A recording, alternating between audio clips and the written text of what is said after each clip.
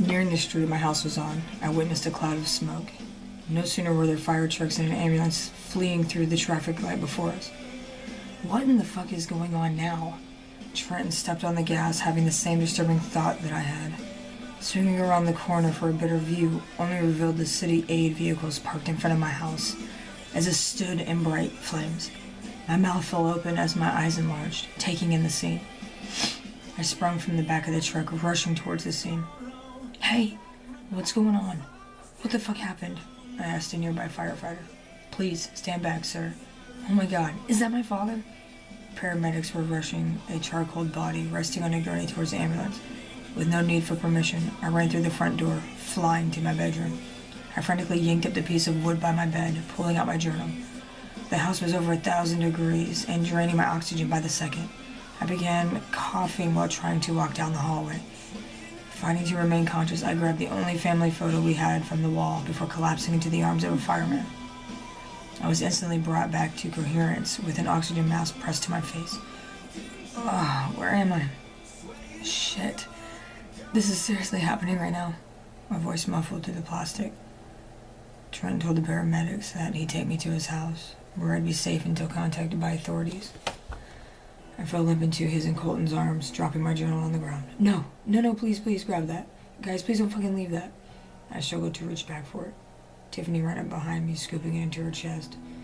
Peace settled in my heaving mind as I soon passed out. Later, I woke up in the guest bedroom of Trenton's house. Clutching my smoke-scented shirt, I could feel my heart pounding beneath my sternum. I hung my legs over the edge of the bed, trying to process the fact that my entire world somehow flipped completely upside down. Glancing around the room, I noticed a pile of my belongings rested on a cedar chest. Trent must have brought my stuff in while I was asleep. I got up to grab my laptop and sent a long message to Sky, informing her of yet another adventurous moment I just endured.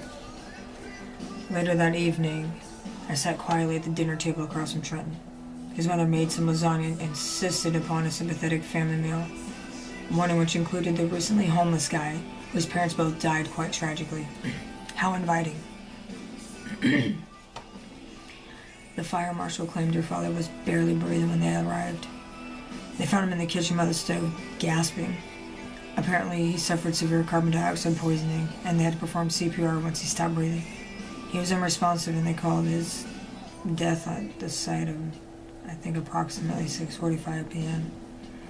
My guess is that he passed out drunk, Trenton said. "Trenton, please, not at the damn dinner table," his mother sighed.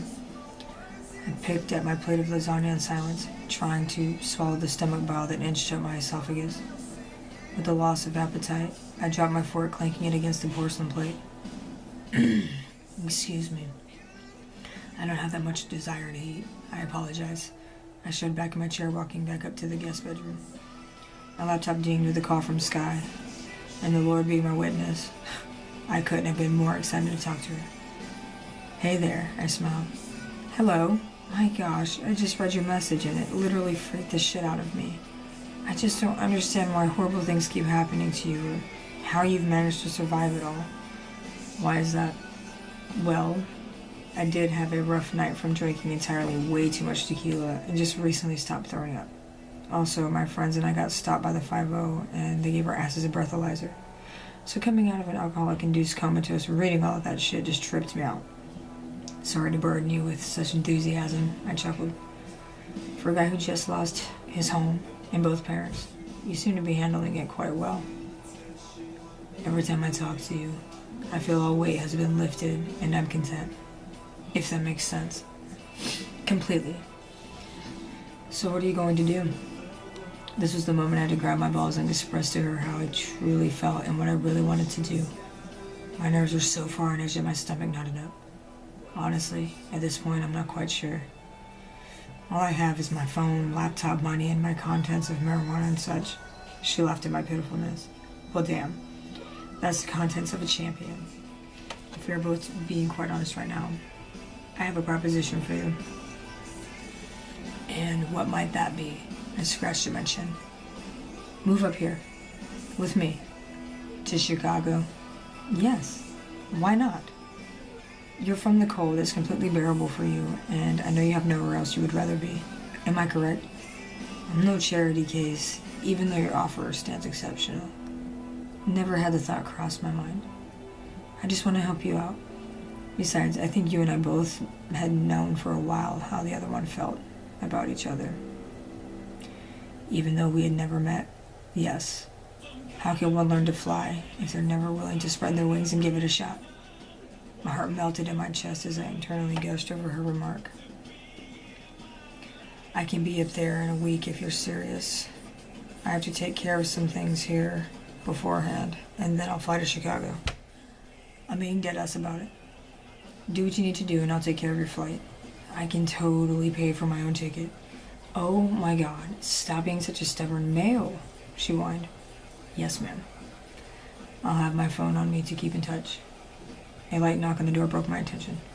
Come in. Trenton slowly walked in with his brows furrowed. I figured he wanted to know why I was smiling so hard. This guy asked me to come up to Chicago. That's great, man.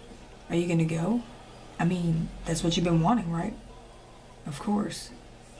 But I think I'm gonna ask Colton if I could stay with him until I leave. You don't want to stay here? Trent suddenly frowned. No offense, but your family's version of siesta time isn't quite what I'm used to. Nothing against you though, brother. None taken. If that's where you feel more comfortable, then I don't blame you. But are you sure it isn't because of Tiffany? Nonsense, Trent. I just would feel better over there. Plus, I need to spend some time with him too, before I leave. Alright, if you insist, he sighed. After Trent left the room, I called Colton to see what he was up to. His foster mother didn't seem to have much of a problem, and having an extra set of hands around the house for a week seemed to be a good idea. She even took me out to get new clothing and whatever else I needed before I left. I came to the realization of how Colton felt being spoiled all the damn time. You're such a lucky bastard. I'm waiting until she dies so I can inherit all of her shit. I'm gonna be blood related, but if I can keep shit kosher, I'll be in her will in no time. I take back what I said. You're a sick individual. I laughed. Hey, can't blame a guy for trying.